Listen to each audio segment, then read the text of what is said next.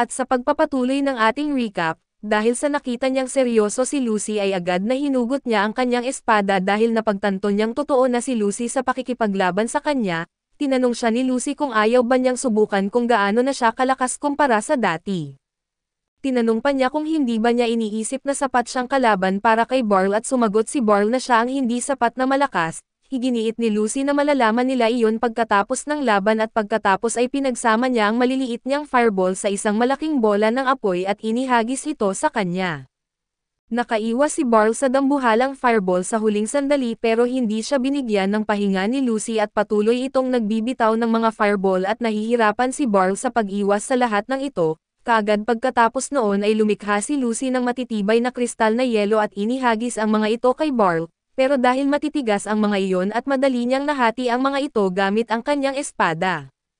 Nagdesisyon si Lucy na bumalik sa pagbitaw ng fireball at biglang sumugod si Barl papalapit sa kanya para subukang patumbahin siya agad. Nakarating siya ng sobrang lapit kay Lucy pero bago niya ito matamaan, biglang naglabas si Lucy ng isang firestorm mula sa kanyang katawan kaya napilitan si Barl na umatras. Binanggit ni Barl na isang pandaraya iyon kung protektahan niya ang sarili niya ng ganoon pero may mas marami pang sorpresa si Lucy. Bigla siyang lumikha ng mga lumulutang na fireball sa likod ni Barl na hinahabol siya kahit saan siya tumakbo. Nakaiwas siya sa lahat ng atake pero muntik na siyang bumagsak at na-impress si Lucy. Tinanong niya si Barl kung nakipaglaban na ba siya sa isang wizard noon at sumagot siya na siya ang una. Huminto si Lucy sa pagpapalabas ng apoy nang marinig ito at nagpadala ng isang malaking bloke ng yelo papunta kay Barl, na siya namang naitaboy pabalik sa kanya ni Barl. Agad na pinasingaw ni Lucy ang bloke ng yelo gamit ang apoy at ginamit ni Barl ang usok bilang pantikip upang subukang ibigay ang huling atake sa kanya, pero handa si Lucy at bigla niya itong kinuryente sa ere at itinapon palayo. Ipinaliwanag ni Lucy na mas magaling pa si Barl kaysa sa inaasahan niya at nararapat itong makakita ng kanyang ultimate attack. Nagsimula siyang tipunin ang kanyang mahika para sa huling atake at nang makita ni Barl na tila nagkakagulo ang espasyo sa paligid ni Lucy, napagtanto niyang katapusan na niya kapag tinamaan siya nito pero sa kabutihang palad ay nagbago ng isip si Lucy sa huling sandali at kinansela ang atake. Kinabahan si Barl at tinanong siya kung ano ang mangyayari kung tinamaan siya ng ultimate attack niya at binanggit ni Lucy na magiging giniling siya na literal, pagkatapos ay pinuri niya ito at sinabing talagang malakas siya at ngayon naiintindihan na niya kung bakit hinahangaan siya ni Fice. Sumagot si Barl na hindi siya match kay Lucy at kung seryoso talaga ito sa laban ay matagal na sana siyang natalo at patay. Natawa si Lucy sa kanyang pagiging humble at sinabi sa kanya na dumalaw siya minsan sa Magic Division para makabawi siya sa biglaang pag-atake niya. Natutuwa si Barl sa alok pero nang sabihin ni Lucy na magiging test subject siya ng mga bagong attack spell, agad niyang tinanggihan at binanggit na ayaw na niyang makikipagkita sa kanya muli at kinahapunan. Habang pauwi si Barl mula sa training ng mga knight ay nasalubong niya si Fice na nagdadala ng mga magic potion para sa Knight Order. May dala rin itong isang bote ng mamahaling alak bilang paghingi ng tawad sa ginawa ni Lucy at tinanggap iyon ni Barl at eksaktong dumating si Alucia. Nagpaalam si Fice at sinabi ni Alucia kay Barl na may mahalaga siyang gustong pag-usapan. Ikinwento niya na si Scherner ang nagrekomenda ng pangalan ni Barl upang magsanay ng mga bagong adventurer bago sila magsimula sa kanilang mga misyon at para hindi sila mamatay agad sa unang dungeon raid. Ang mga salitang iyon ay nagpapaalala kay Barl ng kanyang unang dungeon raid kung saan nabugbog siya ng mga halimaw at hindi na muling bumalik.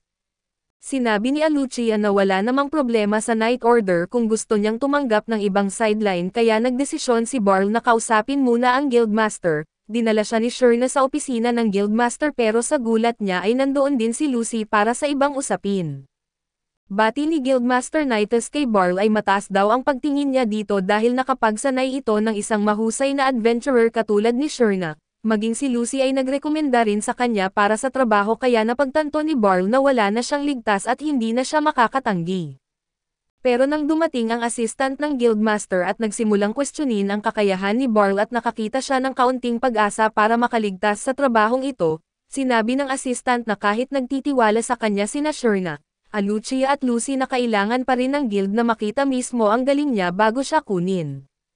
Iminungkahi ng assistant na makipag-spar si Barl kay Scherner para makita ang tunay niyang kakayahan at doon napagtanto ni Barl na lalo lang siyang nalulubog, hindi na siya pwedeng tumanggi kaya pumunta siya sa training ground, Nagtipon ang lahat ng adventurer doon dahil hindi pa nila nakikitang may tinanggap si Sherna na karapat-dapat para makipagduelo sa kanya.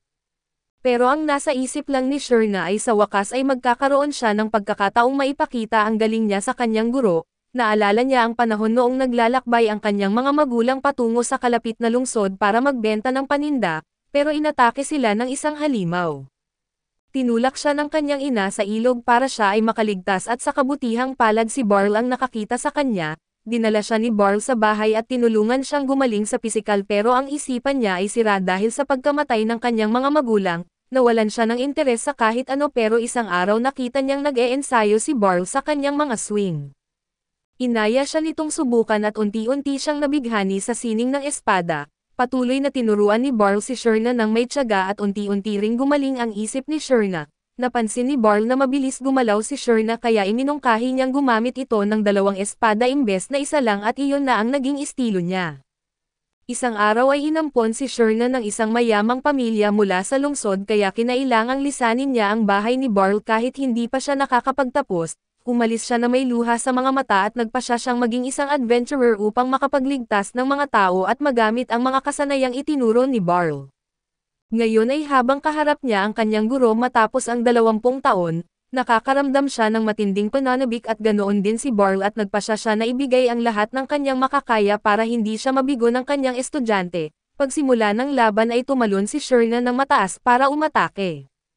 Nablock ni Barl ang unang mga atake niya kahit na natulak siya palayo pero kalaunan ay unti-unti niyang nakontrol ang sitwasyon. Nahihirapan pa rin siyang sumabay sa bilis ng kilos ni Sherna pero tuwang-tuwa si Sherna dahil kahit seryoso na siya, hindi pa rin siya makalapat ng tama kay Barl.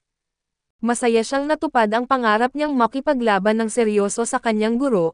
Si Barl naman ay proud sa kanya dahil hindi niya pinabayaan ang kanyang pagsasanay kahit matagal na siyang umalis sa dojo. Napagtanto ni Barl na mas magaling na sa kanya si Sherna pagdating sa bilis, lakas at tibay pero may isa siyang kahinaan sa estilo ng pakikipaglaban. Nang sumugod muli si Sherna para umatake at inilusot ni Barl ang kanyang espada sa arm guard nito at pinabitiw siya sa isa niyang sandata, tinangka ni Sherna na umatake gamit ang isa pang espada pero ngayon ay bukas na ang kanyang depensa at madali siyang pinatid ni Barl. Bumagsak siya sa lupa at itinapat ni Barl ang kanyang espada sa kanya sabay sabing tapos na ang laban. Masayang-masaya si Sherna na natalo siya at nagpasalamat kay Barl at habang nagwala sa tuwa ang mga tao sa paligid dahil sa nakita nilang laban ng mataas na antas, sinabi ni Sherna na gaya ng inaasahan niya ay hindi pa siya sapat para talunin ang kanyang guro. Sinagot siya ni Barl na kung tumagal pa ang laban ng 10 segundo na siya na sana ang natalo. Pero napansin niya sa tamang oras na hindi pa sanay si Sherna sa paggamit ng kanyang kaliwang kamay, dumating din noon sina Lucy at ang iba pa at halatang humanga sa galing ni Barl. Humingi ng paumanhin ang assistant dahil sa pagdududa niya sa kakayahan nito at sinabi ng guildmaster na dapat na siyang magsimulang magturo sa mga bagong adventurer sa lalong madaling panahon. Noon lang napagtanto ni Barl na hindi na sana niya ipinakita ang kanyang galing dahil ngayon, wala na siyang kawala sa trabaho.